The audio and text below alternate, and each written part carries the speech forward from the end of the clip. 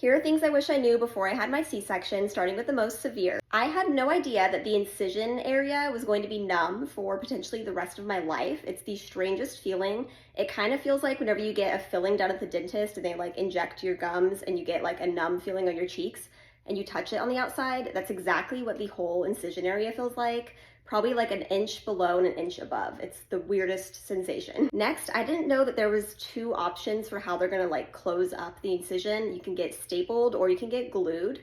I luckily was glued. I don't think I would have liked being stapled because you have to go get them removed, but the glue, I had no idea you had to remove it yourself, and I get like very heebie-jeebie about stuff like that, especially with my own body. Like before I became a stay-at-home mom, I was a sterile processing technician, and I literally cleaned bloody instruments from surgeries, and that didn't gross me out. But picking away at my own incision glue, it was really hard for me. It took me a very long time. I was supposed to do it at 2 weeks postpartum, and I think I did it at like 6 weeks postpartum. And then lastly, I never thought about all the nerves just being so jumbled up down there. So probably like the first 2 weeks post-op, I had a really hard time telling if I was just in pain, if I needed to poop, if I was hungry, if I was cramping. Like everything just felt so weird and like a blur in my lower abdomen. I don't even know how to describe it, but I had a really hard time eating. Like I didn't feel hungry. It just felt so weird, and I'm happy I finally feel all normal there now, but it was a really weird feeling like after just having a baby compared to my vaginal delivery. Like